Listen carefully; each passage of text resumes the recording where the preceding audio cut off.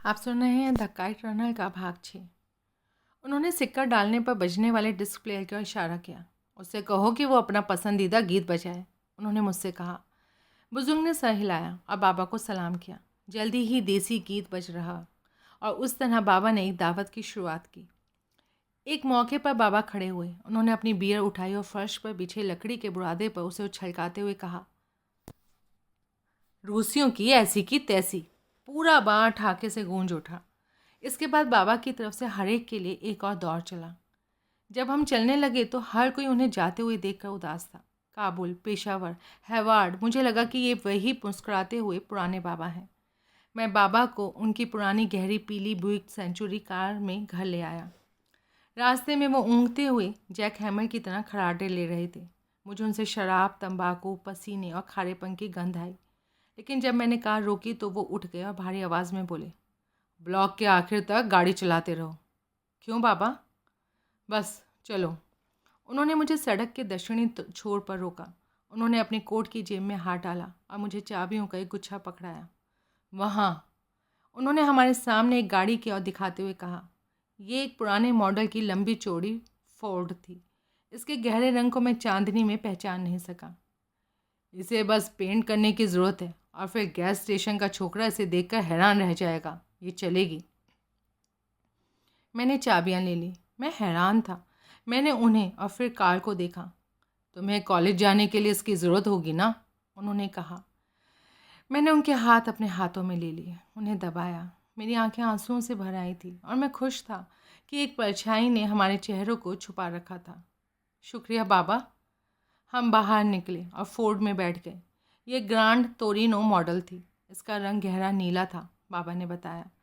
मैंने इसके break, radio, मुड़ने का संकेत देने वाली बत्तियां चेक करते हुए ब्लॉक के चारों ओर घुमाया।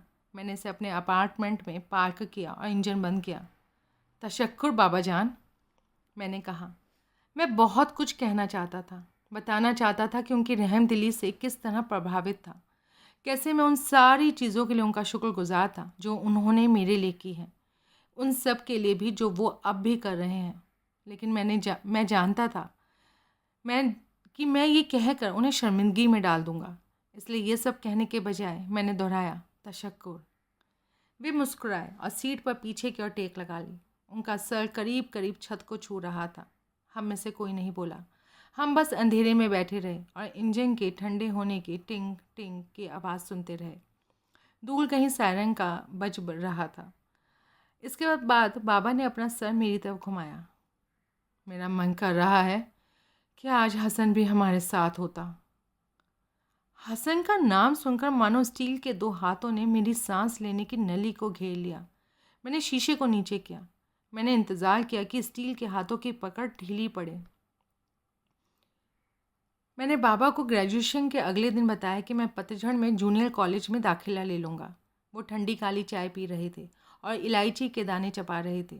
ये खुमारी से होने वाले सर दर्द को दूर करने की उनकी निजी दवा थी। मैं सोचता हूँ कि मैं मेजर में अंग्रेजी लूँगा, मैंने कहा। मैं उनके जवाब का इंतज़ार करते हुए भीतर ही भीतर घबरा रहा था। अंग्रेज़ी? हाँ, क्रिएटिव इंग्लिश। उन्होंने इस पर गौर किया, चाय की चुस्की ली। तुम्हारा मतलब है कहानियाँ? तुम कहानियाँ लिखोगे? मैंने अपने पैरों की तरफ देखा। वो इसके लिए पैसे देते हैं, कहानियाँ लिखने के लिए। अगर वो अच्छी हो तो, मैंने कहा। और अगर आप मशहूर हो गए? मशहूर होना कैसे मुमकिन होता है? होता है, मैंने कहा। उन्होंने सर हिलाया। और तुम अच्छे निकलने और मशहूर हो जाने तक क्या करोगे? तुम पैसे कैसे कमाओगे? अगर तुमने शादी की तो तुम अपनी खानम का खर्चा कैसे चलाओगे? मैं उनसे आंखें नहीं मिला सका। मैं करूँगा, मैं काम तलाशूँगा। हो, उन्होंने कहा। वाह वाह, अगर मैं तुम्हारी बात समझ पाया हूँ तो तुम कई साल तक डिग्री हासिल करने के लिए पढ़ोगे और उसके बाद तुम मेरी तरह कोई छोटा सा काम तलाशोगे। ऐसा काम जिसे तुम आसानी से आज भी कर सकते हो। ये सब तुम इस छोटी सी उम्मीद पर करोगे कि तुम्हारी डिग्री शायद किसी दिन तुम्हें स्थापित हो जाने में मदद करेगी। उन्होंने एक गहरी सांस ली और अपनी चाय में चुस्की भरी। वे मेडिकल स्कूल, लॉ स्कूल और असली काम के बारे में कुछ बड़बड़ाए। मेरे गाल जल उठे और मैंने उनके अल्सर, उनके काले नाखूनों और दुखती कलाई की कीमत पर मज़े उठाने के लिए खुद को कसूरवार महसूस किया।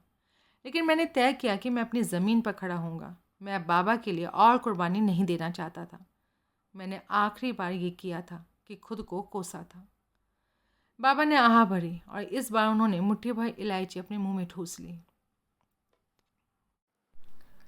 कभी कभी मैं अपने फोर्ड के शीशे नीचे कर घंटों ईस्ट बे से साउथ बे तक घूमता रहता हूँ।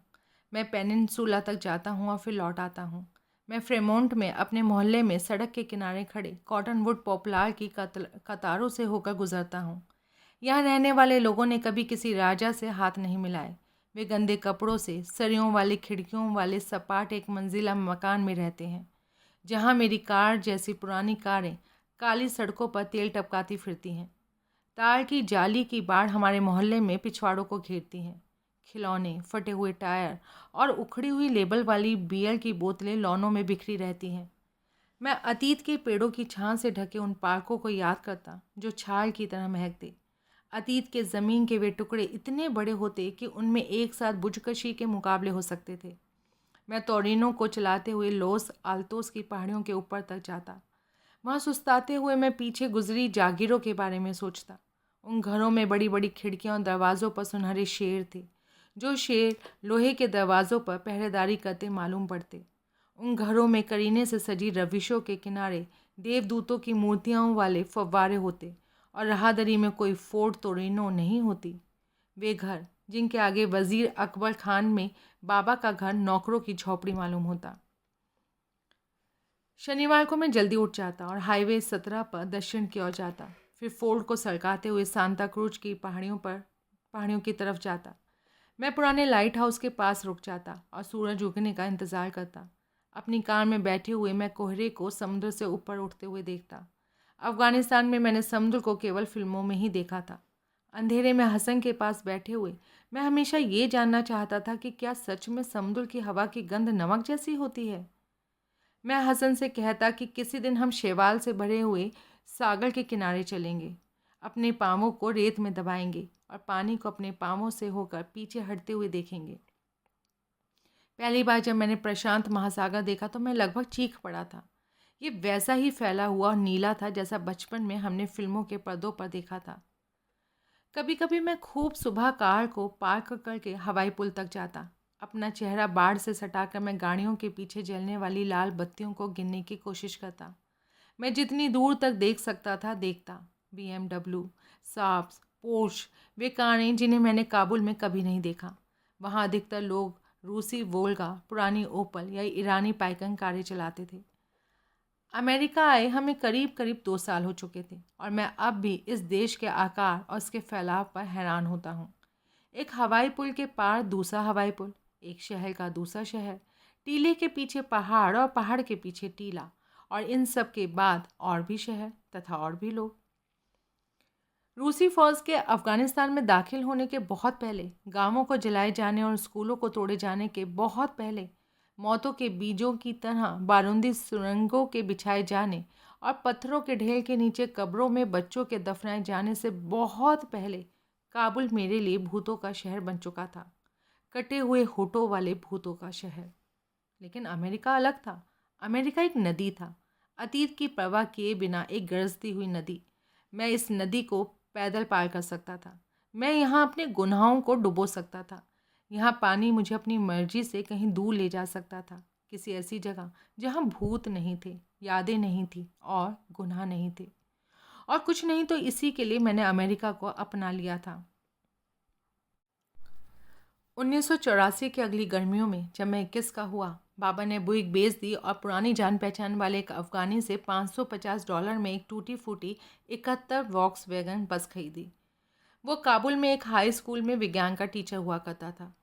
उस दोपहर पड़ोसियों के सर घूम गए जब बस खड़खड़ाते हुए सड़क पर आई और फटफटाते हुए हमारी इमारत में दाखिल हुई। बाबा ने इंजन बंद कर दिया और बस को तयशुदा जगह तक खामोशी से लुढ़कने दिया। हम अपनी सीटों पर धंस गए और आंखों से आंसू निकलने तक, और इससे भी अधिक तब तक जब तक ये पक्का नहीं हो गया कि पड़ोसी हमें अब नहीं देख रहे हैं, हंसते रहे। बस जंग लगे लोहे का जर्जर ढांचा थी। उसके टूटे हुए शीशों की जगह कचरे के काले थैले लगाए गए थे। उसके टायर घिस चुके थे, सीटें स्प्रिंगों तक घिस चुकी थी।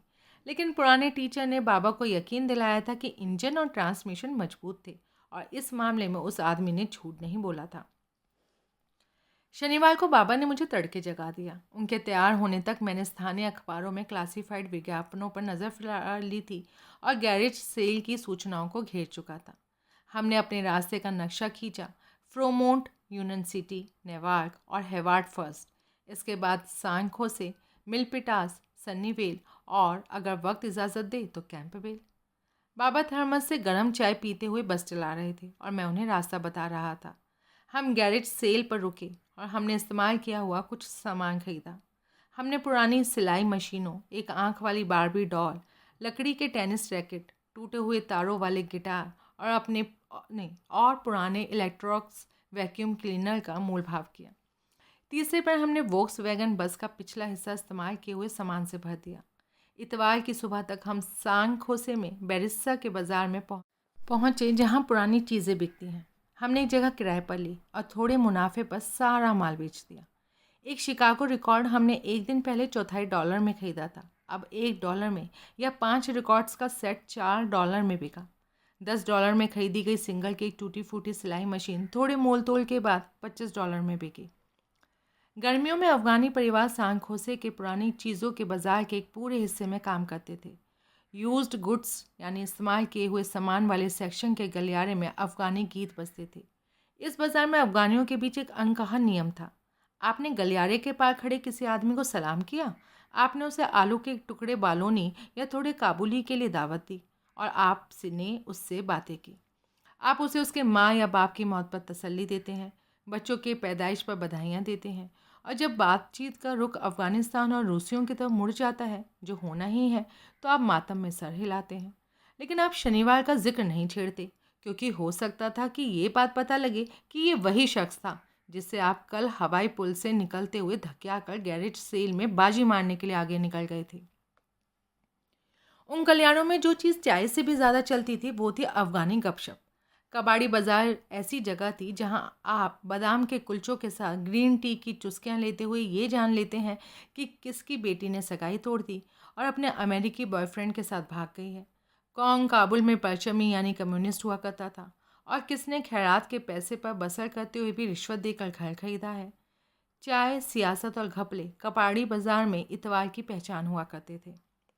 कभी कभी मैं दुकान चलाता था। जब बाबा गलियारे में टहलने निकल जाते तब वो अपने हाथ आदर के साथ अपने सीने पर दबाए हुए उन लोगों को सलाम करते चलते जिन्हें वो काबुल से जानते थे। सेकंड हैंड ऊनी कोट बेचते और टूटा फूटा हेलमेट बेचते मैकेनिक और दर्जी। उनके अलावा पूर्व राजदूत, बेरोजगार सर्जन और विश्वविद्यालय के प्रोफेसर। जुलाई 1984 के एक इतवार की बात है, जब सुबह सुबह बाबा भी दुकान लगा रहे थे। मैंने एक रियायती दुकान से 2 कप कॉफ़ी खरीदी और जब बाबा के पास लौटा तो उन्हें एक बुज़ुर्ग और ख़ास दिख रहे आदमी से बात करते हुए पाया। मैंने बस के पिछले बम्पर पर लगे 84 के लिए रीगन बुश स्टिकर के पास कप रख दी। आमिर, बाबा ने मुझे दिखाते हुए कहा, ये जनरल साहब हैं, मिस्टर इकबाल ताहिरी। ये काबुल में एक सजीले जनरल थे। ये रक्षा मंत्रालय के लिए काम करते थे। ताहिरी, ये नाम जाना पहचाना क्यों लग रहा है? जनरल उस आदमी की तरह हंसे जो औपचारिक पार्टियों में जाता रहता है और जिसे अहम लोगों के छोटे चुटकुलों पर भी हंसना पड़ता हो। उनके महीन चमकीले भूरे बाल और उनके चिकने और धूप में तपे ललाट से पीछे की ओर करीने से कंघी किए हुए थे। उनकी घनी भौहों में सफ़ेद बालों के गुच्छे थे। उनसे कोलोन की महक आ रही थी और वे एक काले भूरे रंग का 3 पीस सूट पहने हुए थे। वो अधिक प्रेस किए जाने से चमक रही थी। उनकी वेस्ट कोट से पॉकेट घड़ी की सोने की चेन लटक रही थी। क्या शानदार परिचय है, उन्होंने अपनी गहरी और सधी हुई आवाज़ में कहा। सलाम बच्चे। सलाम जनरल साहब, मैंने हाथ मिलाते हुए कहा। उनके पतले हाथों की पकड़ मजबूत थी, मानो उनकी नम त्वचा के नीचे एक स्टील छुपा हुआ हो। हाँ, मेरे एक महान लेखक बनने जा रहा है, बाबा ने कहा। मुझे ये सुनकर हैरानी हुई। इसने कॉलेज का पहला साल पूरा किया है और सारे विषयों में A ग्रेड हासिल किया है। जूनियर कॉलेज में, मैंने उन्हें सुधारा। माशाल्लाह, जनरल ताहिरी ने कहा। शायद तुम हमारे देश, हमारी तारीख के बारे में लिखोगे, इकोनॉमिक्स के बारे में। वो मैं कहानियाँ लिखता हूँ। मैंने अपनी दर्जन भर या लगभग इतनी ही कहानियों के बारे में सोचते हुए कहा, जिन्हें मैंने रहीम खान की दी हुई उस चमड़े की जिल्द लगी नोटबुक में लिखा था। मुझे इस बात पर हैरानी हो रही थी कि अचानक इस आदमी की मौजूदगी में उन कहानियों को लेकर मुझे शर्मिंदगी क्यों हो रही थी। आह, एक किस्सा गो, जनरल ने कहा। खैर, ऐसे बुरे वक्तों में लोगों को बहलाने के लिए कहानियों की ही ज़रूरत होती है। उन्होंने अपना हाथ बाबा के कंधे पर रखा और मेरी तरफ मुड़े। कहानियों के बारे में बात करते हुए, जलालाबाद में तुम्हारे अब्बा और मैंने गर्मियों में एक दिन एक साथ तीतर मारा था, उन्होंने कहा। वो एक शानदार दौड़ था। अगर मुझे सही सही याद है तो तुम्हारे अब्बा की नज़र शिकार में भी उतनी ही तेज़ थी जितनी बिजनेस में। बाबा ने लकड़ी के टेनिस रैकेट को अपने बूट की नोक से बिछे हुए तिरपाल पर उछाला। कोई बिजनेस? जनरल ताहिरी एक ही साथ उदासी और नरमी के साथ मुस्कुराए, आहा भरी, और धीरे से बाबा के कंधे को थपकाया। जिंदगी मिगजारा, उन्होंने कहा। जिंदगी चलती रहती है। उन्होंने अपनी आंखें मेरी तरफ फेरी। हम अफगानियों का झुकाव बहुत बड़ा चढ़ाकर बातें करने की तरफ होता है बच्चे, और मैंने अनेक लोगों को बेवकूफ़ी में महान कहे जाते सुना है, लेकिन तुम्हारे अब्बा उन सब से अलग हैं, और वो उन बहुत कम लोगों में से हैं जो सचमुच महान कहे जाने के लायक हैं। ये छोटा सा भाषण मुझे उनके सूट की ही तरह लगा। उसे अक्सर इस्तेमाल में लाया जाता था और स्वाभाविक रूप से चमकदार था। हाँ, मुझे चढ़ा रहे हैं, बाबा ने कहा। नहीं, जनरल ने अपना सर बगल में से उठाते हुए और नरमी दिखाने के लिए अपना हाथ सीने पर दबाते हुए कहा, लड़के लड़कियों को अपने बापों की विरासत के बारे में ज़रूर मालूम होना चाहिए, उनको जानना चाहिए। वो मेरी तरफ मुड़े। तुम अपने अब्बा को सराहते हो बच्चे? क्या तुम सचमुच उनकी तारीफ़ करते हो? ठीक है जनरल साहब, मैं उनकी तारीफ़ करता हूँ, मैंने कहा। मैं चाह रहा था कि वो मुझे मेरे बच्चे ना बुलाएं। तो मुबारक हो, तुमने मर्द बनने का आधा सफ़र तय कर लिया है, उन्होंने मजाक और तंज के किसी निशान के बिना कहा। ये एक आम मगरूर इंसान द्वारा की गई तारीफ थी। अब्बा जान, आप अपनी चाय भूल आए हैं, एक नौजवान औरत की आवाज़ आई। वो हमारे पीछे खड़ी थी। पतले कूलों और मखमली काले बालों वाली उस सुंदर औरत ने अपने हाथों में खुला थर्मस और प्लास्टिक का कप पकड़ा रखा था। मैंने पलकें झपकाई। मेरी धड़कन तेज़ हो गई। उसकी मोटी काली भौहें आपस में मिलते हुए उसके ललाट पर उड़ती हुई चिड़िया के पंखों की तरह मेहराब बना रही थी। उसकी मुड़ी हुई सुंदर नाक पुराने पर्शिया की शहजादी की तरह थी, शायद शाहनामा के रुस्तम की बीवी और सोहराब की अम्मी तहामिनी की तरह। अखरोट की तरह भूरी और घनी बरौनियों से ढकी हुई उसकी आंखें मुझसे मिली, एक पल को ठहरी, फिर उड़ गईं। तुम कितनी मेहरबान हो मेरी बच्ची, जनरल ने कहा। उन्होंने उससे कप ले लिया। उसके जाने के लिए मुड़ने से पहले मैंने उसके निचले बाएं जबड़े के ठीक ऊपर चिकनी तवचा पर हंसिए के आकार का एक बादामी पैदाइशी निशान देखा। वो 2 गलियारे पार करके एक फीके भूरे वैन तक गई और उसने थर्मस को भीतर रखा। जब वो पुराने रिकॉर्ड्स और पेपर बैग किताबों के डब्बों के बीच झुकी तो उसके बाल एक तरफ को हो गए। मेरी बेटी सुरैया जान, जनरल ताहिरी ने कहा। उन्होंने गहरी सांस ली, मानो वो बात करने का मौजू बदलना चाह रहे थे, और अपनी सोने की जेब खड़ी देखी। अच्छा, दुकान लगाने का वक्त हो गया। उन्होंने और बाबा ने एक दूसरे के गाल को चूमा। उन्होंने मुझसे दोनों हाथ मिलाए। किस्सा गोई के लिए मेरी दुआएं आपके साथ हैं, उन्होंने मेरी आंखों में देखते हुए कहा। उनकी फीकी नीली आंखों से पता नहीं चलता था कि उनके मन में क्या चल रहा है। उस दिन बाकी समय में भूरे वैन की तरफ देखने के तकाजे से जूझता रहा। ये बात मुझे घर लौटते हुए याद आई। ताहिरी, मैं जानता था कि मैंने ये नाम पहले भी सुना है। ताहिरी की बेटी के बारे में किस्सा चला करते थे बाबा, मैंने बाबा से कहा। मैं बेपरवाह दिखने की कोशिश कर रहा था। तुम जानते हो मुझे, बाबा ने कहा। वो कबाड़ी बाजार से निकलते हुए कतार में गाड़ी को आगे खिसका रहे थे। बातचीत अफवाहों की तरफ मुड़ी और मैं वहाँ से खिसका। लेकिन किस्से थे नहीं थे, मैंने कहा। तुम पूछ क्यों रहे हो? वो मेरी तरफ शरारत से देख रहे थे। मैंने कंधे झटके और ज़बरदस्ती मुस्कुराया। बस ऐसे ही जानना चाहता हूँ बाबा। सचमुच? बात इतनी ही है? क्या उसने तुम पर जादू कर दिया? उनकी खेलती हुई आंखें मेरी आंखों पर टिकी रही। प्लीज़ बाबा, मैंने अपनी आंखें तरेरी। वे मुस्कुराए और बस को कबाड़ी बाजार से सड़ से निकाल लिया। हम हाईवे 680 की तरफ बढ़े। हम कुछ समय तक चुपचाप रहे। मैंने इतना ही सुना है कि एक बार कोई आदमी था और चीज़ें अच्छी नहीं रहीं। उन्होंने ये बात गंभीरता से कही, मानो उन्होंने मेरे आगे ये खुलासा किया हो कि उसे सीने का कैंसर था। ओह, मैंने सुना है कि वो एक भली लड़की है, खूब मेहनत करती है और मेहरबान है, लेकिन तब से किसी ने उससे रिश्ता करने के लिए जनरल का दरवाज़ा नहीं खटखटाया है। बाबा ने आह भरी। हो सकता है ये मुनासिब नहीं हो, लेकिन कुछ दिनों में, बल्कि कभी कभी तो एक दिन में कुछ ऐसा हो जाता है तो सारी ज़िंदगी को बदल देता है। आमिर, उस रात बिस्तर पर जगे हुए मैंने सुरैया ताहिरी के हंसी के आकार के पैदाइशी निशान के बारे में सोचा। मैंने उसकी हल्की मुड़ी हुई नाक के बारे में सोचा। जिस तरीके से उसकी चमकती हुई आंखें पल भर को मेरी आंखों पर ठहरी थी, मैंने इसके बारे में सोचा। अफ़गानिस्तान में येल्दा अफ़गानी महीने जदी की पहली रात को कहते हैं। ये सर्दियों की पहली रात है और ये साल की सबसे लंबी रात होती है। रिवाज के मुताबिक हसन और मैं देर तक कुर्सी के भीतर पैर डाले दुबके रहते, जबकि अली सेब के छिलके स्टोव में डालता और हमें वहीं लंबी रात गुजारने के लिए सुल्तानों और चोरों की पुरानी कहानियाँ सुनाता। मैं अली से ही येल्दा की कहानी सुननी थी कि शैतानी पतंगे बत्ती की लौ के गिर्द उड़ते और भेड़िए सूरज की तलाश में पहाड़ों पर चढ़ जाते। अली कसम खाकर कहता कि अगर आप येल्दा की रात में तरबूज खा लें तो आने वाली गर्मियों में आपको कभी प्यास नहीं लगेगी। जब मैं बड़ा हुआ तो मैंने अपनी कविताओं की किताब में पढ़ा कि येल्दा बिना तारों वाली रात होती है। इस रात में सताए हुए प्रेमी रात भर जागते हुए अपार अंधेरे में सूरज का इंतज़ार करते हैं। उनको उम्मीद रहती है कि सूरज अपने साथ उनके महबूब को भी लेकर आएगा।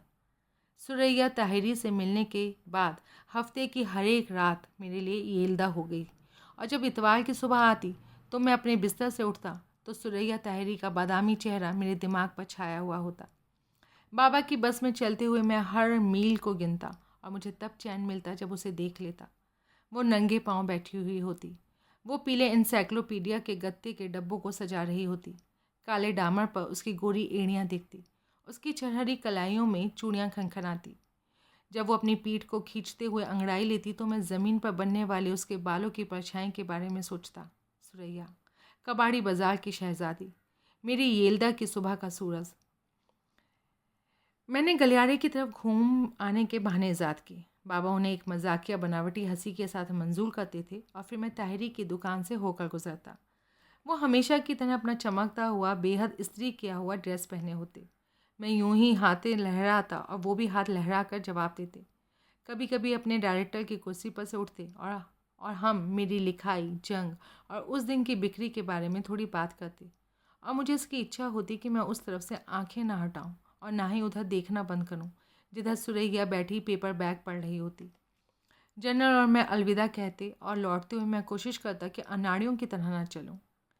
कभी कभी वो अकेली बैठी होती और जनरल किसी और कतार में लोगों से मिलने मिलाने गए होते, और तब मैं ये नाटक करते हुए वहाँ टहलता कि मैं उसे नहीं जानता हूँ, लेकिन मैं उसके लिए मर रहा हूँ। कभी कभी वो वहाँ पीली रंगत और लाल रंगे हुए बालों वाली एक मोटी अधेड़ औरत के साथ होती।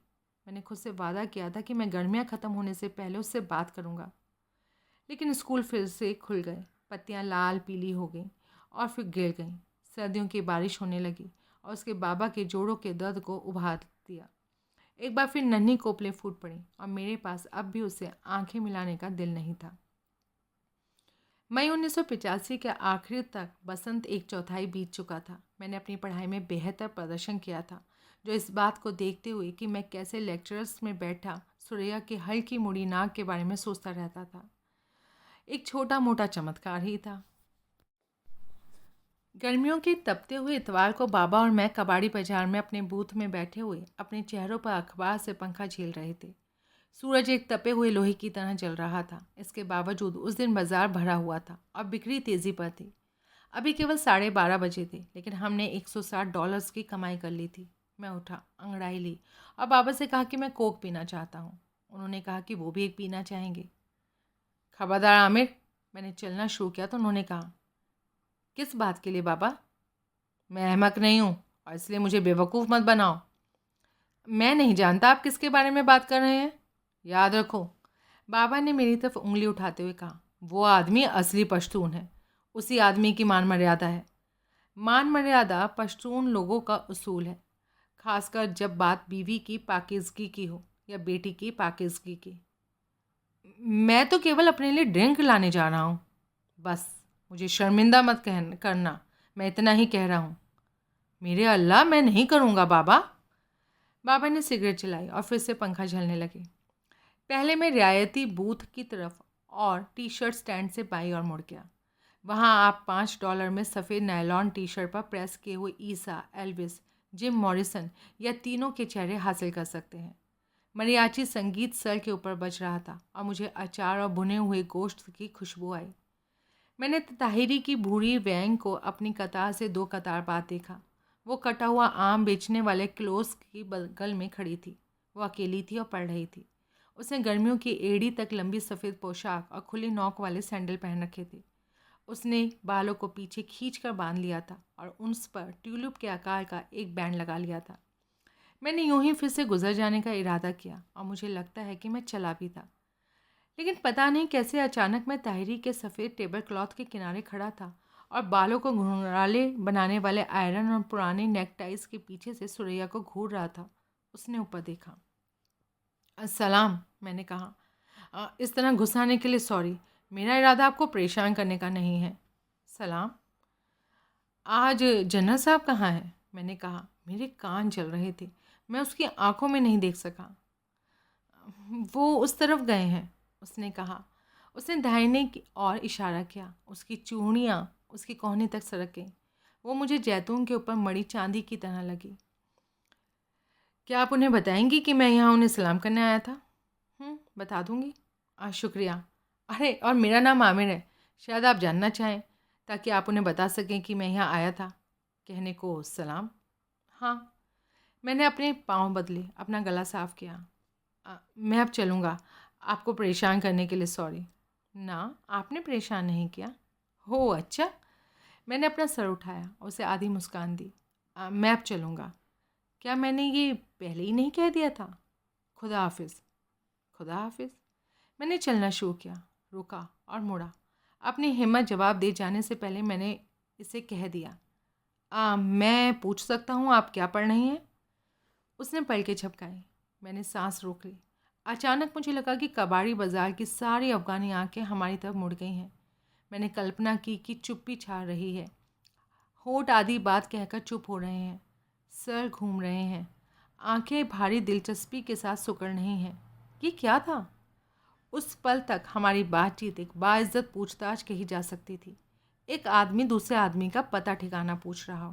लेकिन मैंने उससे पूछा और उसने जवाब दे दिया। हम यही कर रहे थे। खैर, हम बातचीत कर रहे थे।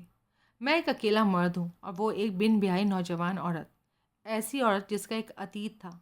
कम नहीं, ये बात खतरनाक रूप से अफवाहों का मसाला थी और बेहतरीन मसाला थी। जहरीली जुबानें चलेंगी और उसे उस जहर का खामियाजा भुगतना पड़ेगा, मुझे नहीं। मैं उस अफ़गानी पाखंड को जानता था जो मेरी जाति की हिमायत करता था, यानी कि मर्दों की। वो ये नहीं कहेंगे कि तुम उस लड़के को उस लड़की से बात करते हुए देखा, बल्कि वो यूं कहेंगे, वो देखा तुमने कैसे उस लड़की ने उसे जाने नहीं दिया, क्या दुपट्टा है। अफ़गानी रिवाजों को देखते हुए मेरा सवाल खासा बेबाक था। इसके साथ मैंने अपने को उसके आगे खोल दिया और उसमें ये छोटा सा संदेह पैदा कर दिया कि उसमें मुझे दिलचस्पी है। लेकिन मैं मर्द था और मेरे लिए एक चोट खाया हुआ अहम ही दाव पर था। चोटें ठीक हो जाती हैं, इज्जत नहीं। क्या वो मेरी चुनौती को मंजूर करेगी? उसने किताब का कवर मेरी तरफ मोड़ दिया। वुदरिंग हाइट्स, आपने इसे पढ़ा है? उसने कहा। मैंने सर हिलाया। मैं अपनी आंखों के पीछे अपने दिल की धड़कन महसूस कर सकता था। ये एक दुख भरी कहानी है। दुख भरी कहानियों पर ही अच्छी किताबें लिखी जाती हैं। हाँ, ये सही है। मैंने सुना है आप लिखते हैं। ये कैसे जानती है? मैंने जानना चाहा कि क्या उसके अब्बा ने उसको बताया या शायद उसने खुद उनसे पूछा हो। फ़ौरन मैंने दोनों संभावनाओं को बकवास मानकर खारिज कर दिया।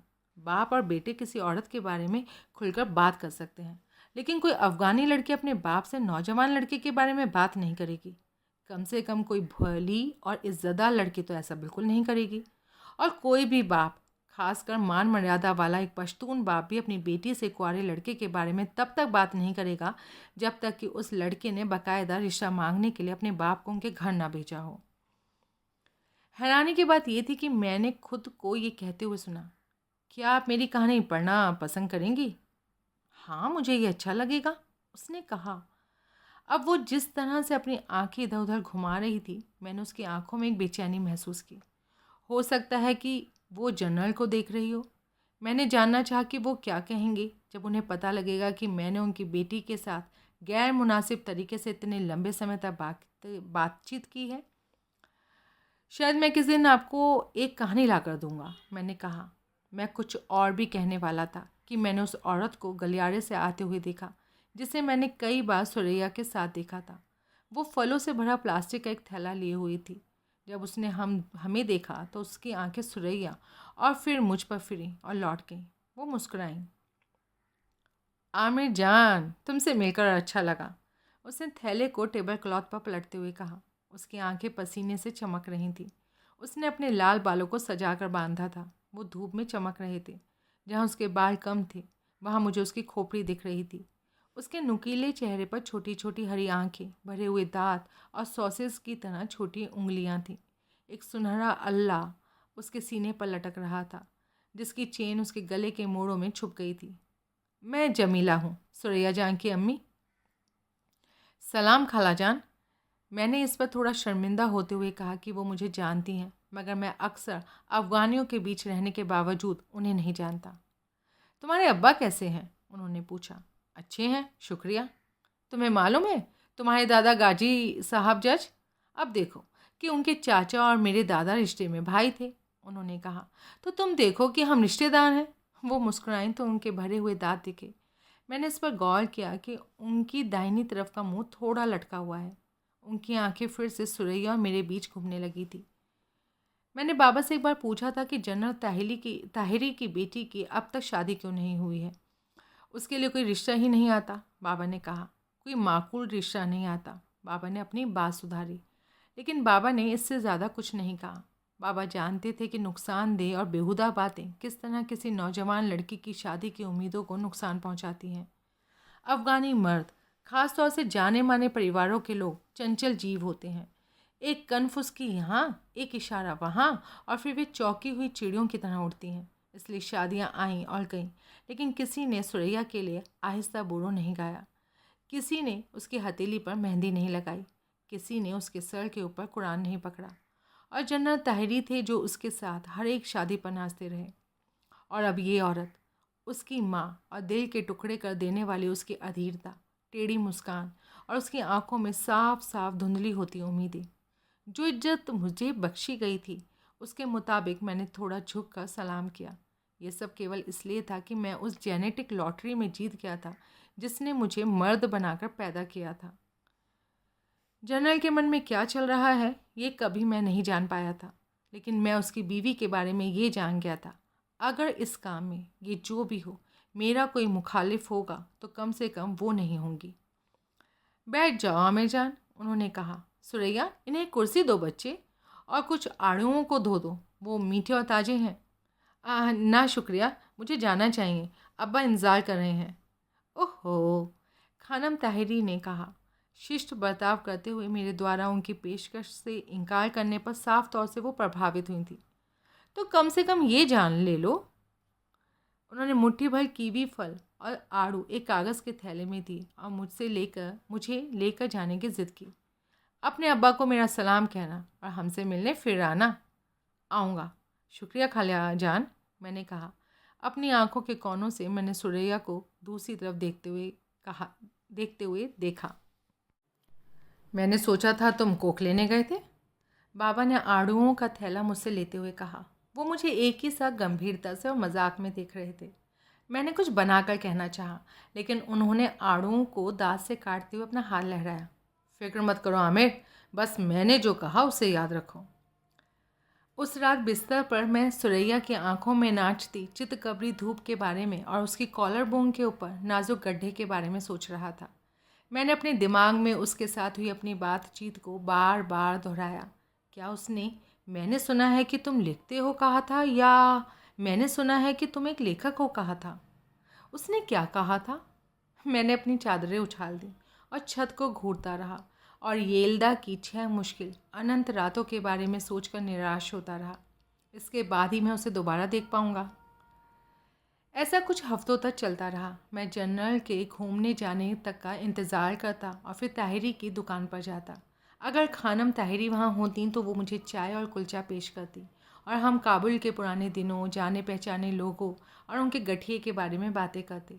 बेशक उन्होंने इस पर गौर किया था कि मैं वहाँ तब भी जाता था जहाँ उनके शौहर वहाँ नहीं होते थे, लेकिन उन्होंने कभी ये बात मुझे नहीं पता लगने दी। ओह, अभी अभी तुम्हारे काका गए हैं, वो कहती। असल में जब खानम ताहिरी वहाँ होती तो मुझे अच्छा लगता, महज इसलिए नहीं कि वो बहुत प्यार से पेश आती, बल्कि इसलिए भी कि सुरैया अपनी माँ की मौजूदगी में ज़्यादा निश्चिंत और बातूनी हो जाती। मगर उनकी मौजूदगी हमारे बीच जो भी चल रहा था उसे जायज़ बना देती। हालांकि अगर हमारी मुलाकातें जनरल की मौजूदगी में होती तो वो कहीं अधिक जायज़ समझी जाती। खानम ताहिरी हमारी मुलाकातों में ढाल का काम करती। इससे अगर हमारी मुलाकातें अफवाहों से महफूज नहीं भी रहती तो कम से कम उनका खतरा कम हो जाता। इसके बावजूद जब वो मेरी गैर ज़रूरी खुशामद करती तो सुरैया की शर्मिंदगी साफ दिखती। एक दिन सुरैया और मैं बूथ में अकेले बातें कर रहे थे। वो मुझे स्कूल के बारे में बता रही थी कि कैसे वो भी फ्रेमोंट में ओहोलोन जूनियर कॉलेज में अपनी पढ़ाई पर ध्यान दे रही है। तुम मेजर करके क्या करोगी? मैं टीचर बनना चाहती हूँ। सचमुच? क्यों? मैं हमेशा से यही चाहती हूँ। जब हम वर्जीनिया में रहते थे तो मुझे ESL सर्टिफिकेट मिला था और अब मैं हफ्ते में एक रात पब्लिक लाइब्रेरी में पढ़ाती हूँ। मेरी अम्मी भी टीचर थी। वो काबुल में लड़कियों के जलगुना हाई स्कूल में फ़ारसी और तारीख पढ़ाती थी। शिकारियों वाली टोपी पहने एक तोंद वाला आदमी मोमबत्तियां रखने के स्टैंड का सेट $3 में ख़रीदना चाहता था। सुरैया ने वो सेट उसे बेच दिया। उसने पैसे अपने पाँवों के पास रखी मिठाई के डब्बे में गिरा दिए। उसने मेरी तरफ शर्माते हुए देखा। मैं आपको एक कहानी सुनाना चाहती हूँ, लेकिन मुझे थोड़ी शर्म आ रही है। हाँ हाँ, मुझे बताओ। ये नासमझी भरी है। प्लीज़ मुझे बताओ। वो हंसी। ठीक है, जब मैं काबुल में चौथे दर्जे में थी ना, तो मेरे अब्बा ने एक जेबा नाम की एक औरत को घर संभालने के लिए नौकरी पर रखा।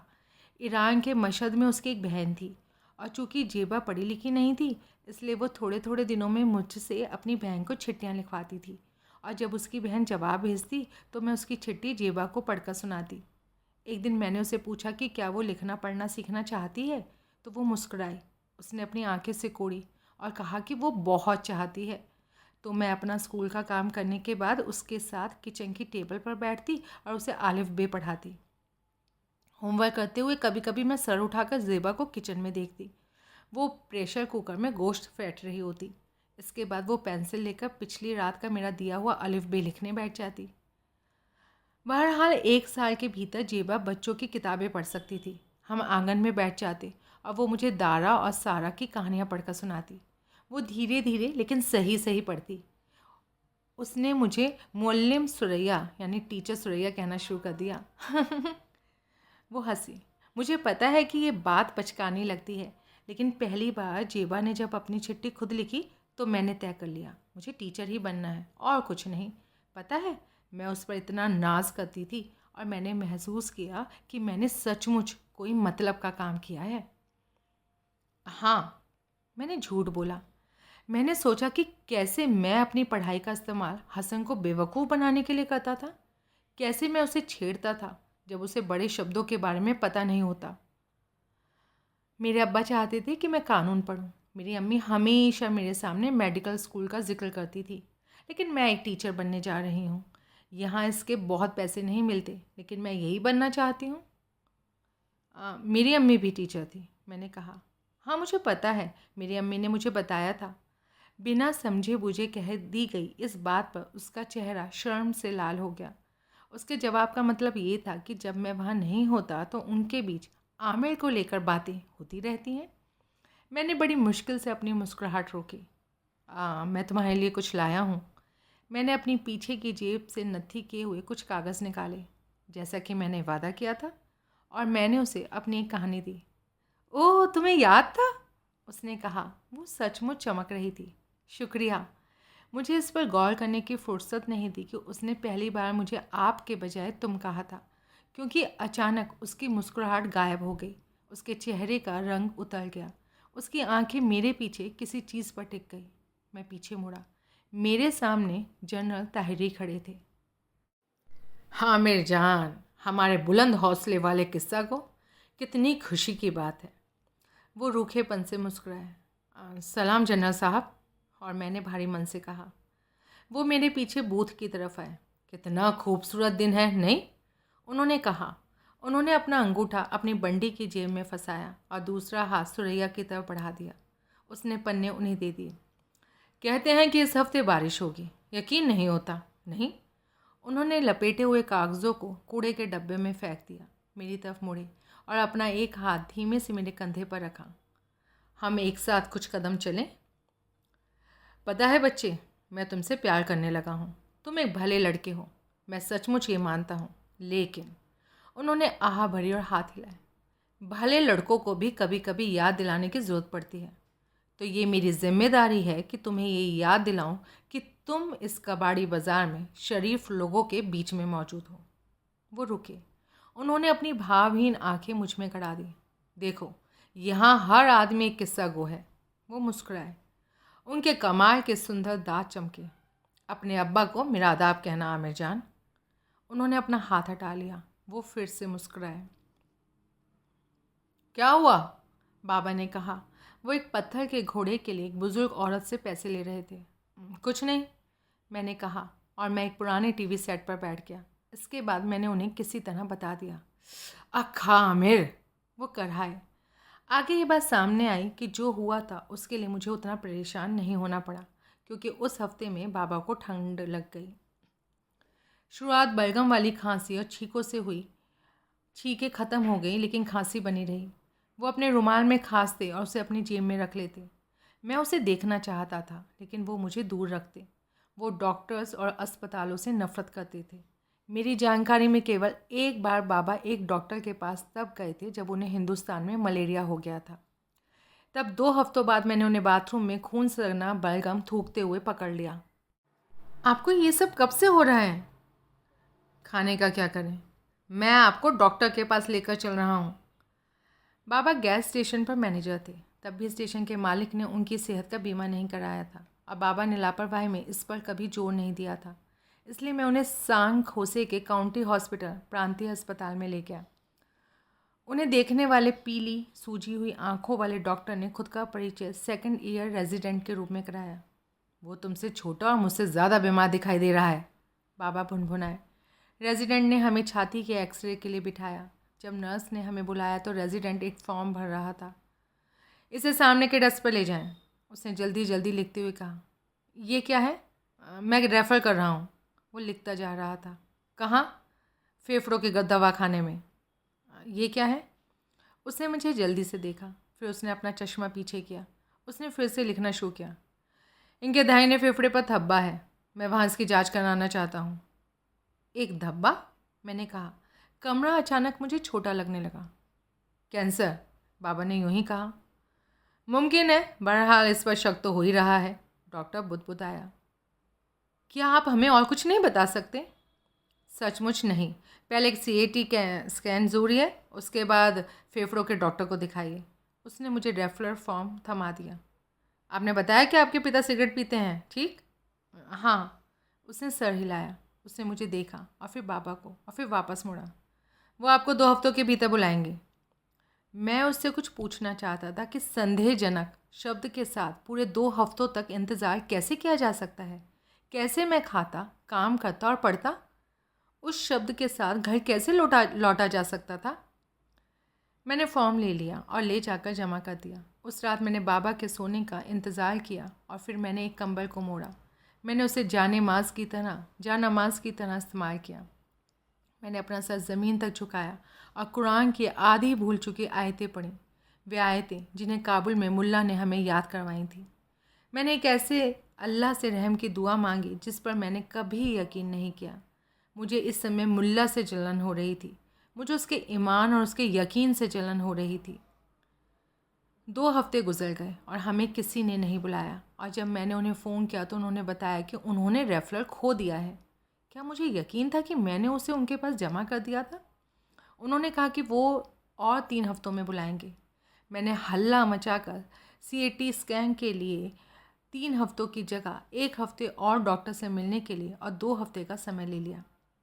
फेफड़ों के जानकार डॉक्टर श्नेइडर के साथ सब कुछ ठीक चल रहा था कि बाबा ने उनसे पूछ लिया कि वो कहाँ के रहने वाले हैं। डॉक्टर श्नेइडर ने बताया कि वो रूस के हैं, और इसके बाद बाबा होश खो बैठे। हमें माफ़ कीजिए डॉक्टर, मैंने बाबा को एक तरफ खींचते हुए कहा। डॉक्टर श्नेइडर मुस्कुराए और खड़े हो गए। स्टेथोस्कोप अब भी उनके हाथ में था। बाबा, मैंने वेटिंग रूम में डॉक्टर श्नेइडर की जीवनी पढ़ी है। वे मिशिगन में पैदा हुए हैं। वो अमेरिकी हैं। हम कभी उतने अमेरिकी नहीं हो पाएंगे जितने अमेरिकी वो हैं। मुझे इसकी परवाह नहीं कि वो कहाँ पैदा हुआ, वो रूसी है, बाबा ने कहा। उन्होंने ऐसे मुंह बनाया मानो वो कोई गंदा शब्द हो। उसके माँ बाप रूसी थे, उसके दादा दादी रूसी थे। मैं तुम्हारी अम्मी के चेहरे की कसम खाकर कहता हूँ कि अगर वो मुझे छूने की कोशिश करेगा तो मैं उसकी बाहें तोड़ दूंगा। डॉक्टर श्नेइडर के माँ बाप सोवियत संघ से भाग आए थे। आप ये नहीं देखते? वो भाग आए थे। लेकिन बाबा ने कुछ नहीं सुना। मैं सोचता हूँ कि उन्होंने अफ़गानिस्तान को अपनी मरहूम बीवी जितना ही प्यार किया था, उनका मरहूम वतन। मैं निराशा में करीब करीब चीख पड़ा, लेकिन इसके बजाय मैंने आह भरी और डॉक्टर श्नेइडर की ओर मुड़ा। सॉरी डॉक्टर, इससे कुछ फ़ायदा नहीं होगा। फेफड़ों के अगले डॉक्टर अमानी एक ईरानी थे और बाबा ने उन्हें मंजूरी दे दी। डॉक्टर अमानी नरम लहजे और मुड़ी हुई मूँछों वाले इंसान थे। उनके बाल भूरे थे। उन्होंने हमें बताया कि उन्होंने CT स्कैन की जांच कर ली है और उन्हें जांच में भेजने के लिए फेफड़े की गांठ का एक टुकड़ा निकालने के लिए ब्रोंकोस्कोपी करनी पड़ेगी। उन्होंने इसके लिए अगले हफ्ते की तारीख तय की। मैं बाबा को बाहर लाते हुए उनके बारे में सोच रहा था। मैं सोच रहा था कि अब मुझे पूरे हफ्ते इस नए शब्द के बारे में सोचते रहना पड़ेगा, गांठ। ये तो संदेहजनक से भी ज़्यादा अपशगुन वाला शब्द था। मैंने चाहा कि सुरैया भी मेरे साथ होती। पता लगा कि शैतान की तरह ही कैंसर के भी कई नाम होते हैं। बाबा वाले कैंसर का नाम ओट सेल कार्सिनोमा था। ये काफ़ी बढ़ चुका था। उसका ऑपरेशन नहीं हो सकता था।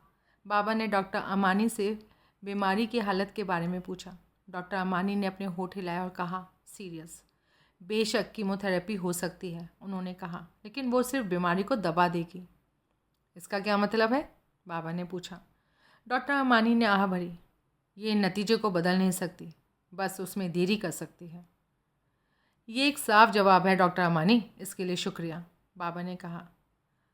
लेकिन मेरा कीमोथेरेपी मत कीजिए। उनके चेहरे पर वही मजबूती भरा भाव था जैसे उस दिन था जब उन्होंने मिसेस डाम्बिन्स के डेस्क पर फूड स्टैम्प पटक दिए थे। लेकिन बाबा, लोगों के बीच मेरी बात मत काटना आमिर, कभी नहीं। तुम क्या सोचते हो कि तुम क्या हो? जिस बारिश की बात कबाड़ी बाज़ार में जनरल ताहिरी कर रहे थे, उसे आने में कुछ हफ्तों की देर हुई। लेकिन जब हम डॉक्टर अमानी के दफ्तर से बाहर निकल रहे थे तो गुजरती हुई कारें फुटपाथ पर चलने वालों पर पानी की बौछारें उड़ा रही थीं। बाबा ने सिगरेट जलाई। कार तक आने और घर लौटने के सारे रास्ते वो सिगरेट पीते रहे। जब वो लॉबी के दरवाजे में चाबी लगा रहे थे तो मैंने कहा, मैं चाहता हूँ कि आप कीमोथेरेपी को एक मौका देते बाबा। बाबा ने चाबियां जेब में रख लीं। मुझे बारिश से खींचकर इमारत के धारीदार शामियाने के भीतर ले गए। उन्होंने मेरे सीने पर सिगरेट पकड़े हुए हाथ से ठोकते हुए कहा, बस, मैंने तय कर लिया है। और मेरा क्या होगा बाबा, मैं क्या करूं? मैंने कहा। मेरी आंखें गीली हो रही थीं। मैंने देखा कि उनके खीले चेहरे पर नफरत के भाव आए। ये वही निगाह थी जिससे उन्होंने मुझे तब देखा था जब मैं बच्चा था। मैं गिर गया था और अपने घुटने छील लिए थे। मैं रो रहा था। रोलाई ने ही तब उन्हें नफ़रत से भर दिया था। ये रोलाई ही थी जो आज उन्हें नफ़रत से भर रही थी।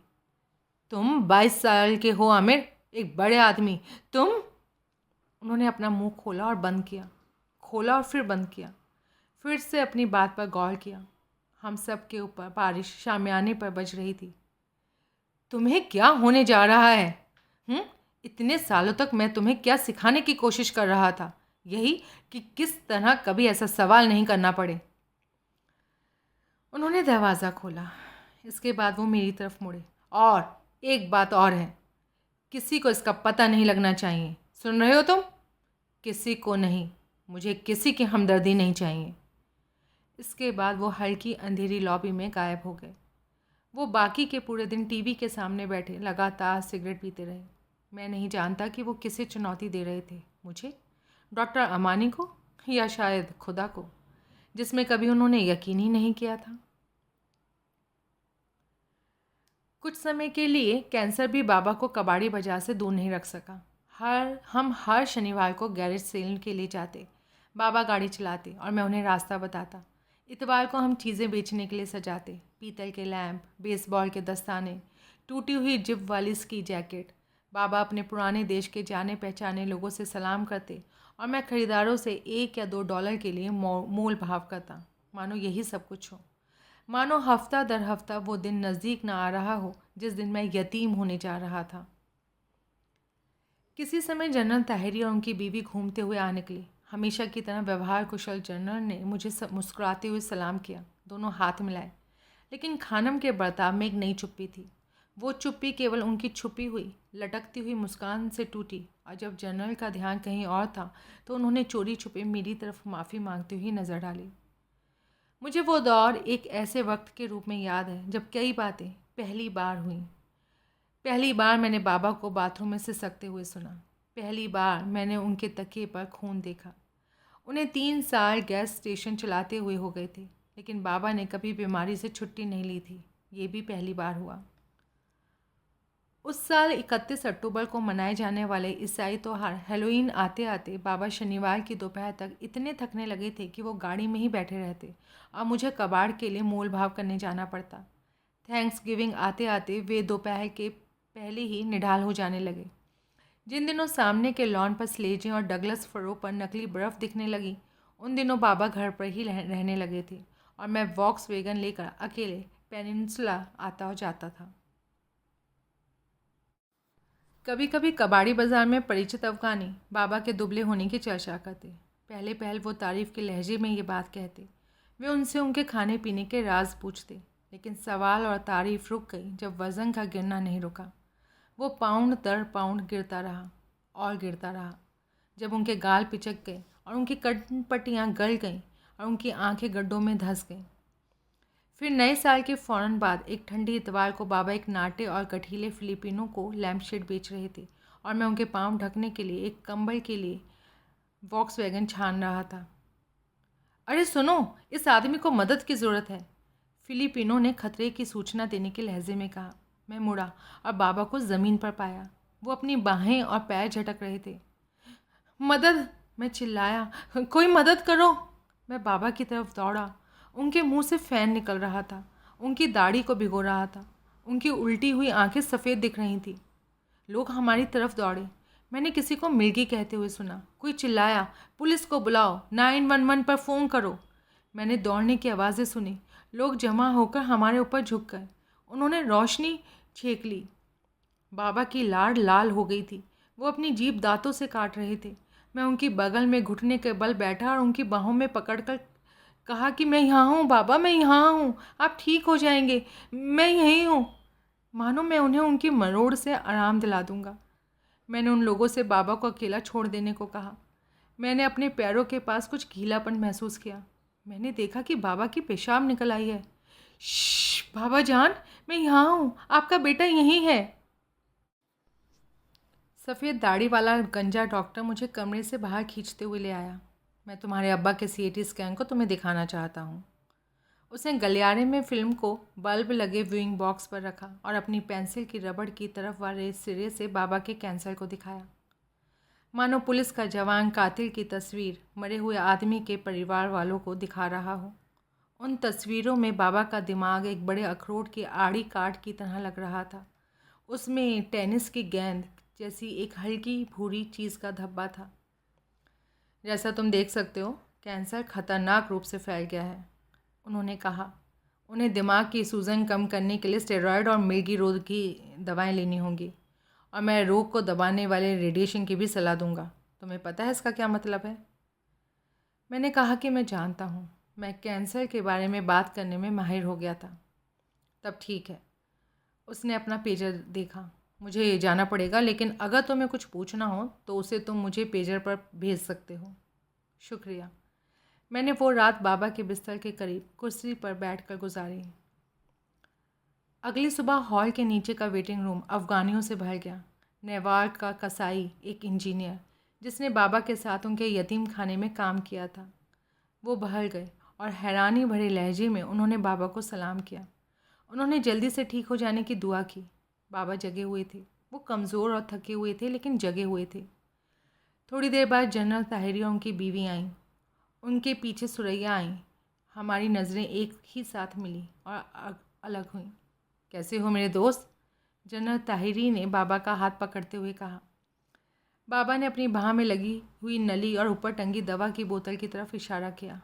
उदासी से मुस्कुराए। जनरल भी जवाब में मुस्कुराए। आपको इतना परेशान नहीं होना चाहिए था, आप सबको, बाबा ने फटी हुई आवाज़ में कहा। इसमें परेशानी उठाने की क्या बात है? कोई परेशानी नहीं। सबसे बढ़कर क्या तुम्हें किसी चीज़ की ज़रूरत है? जनरल ताहिरी ने कहा। कुछ भी। मुझसे मांगो जैसे तुम एक भाई से मांगते। मुझे वो बात याद आई जो बाबा ने एक बार पश्तूनों के बारे में कही थी। हो सकता है हम सख्त दिल हों। मैं जानता हूँ कि हम बहुत घमंडी भी हैं, लेकिन ज़रूरत के मौके पर मेरी मानो तुम्हारा साथ देने वाला पश्तून जैसा कोई ही नहीं मिलेगा। बाबा ने तकिए पर अपना सर हिलाया। आपके आने से मेरी आंखों में चमक आ गई। जनरल मुस्कुराए और बाबा का हाथ दबाया। कैसे हो आमिर जान? क्या तुम्हें कुछ ज़रूरत है? जिस तरह वो मेरी आंखों में देख रहे थे, जैसी मेहरबानी उनकी आंखों में थी।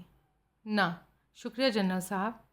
मैं मानो कुछ मेरे गले में फंस गया और मेरी आंखों में आंसू भर आए। मैं कमरे से बाहर भागा।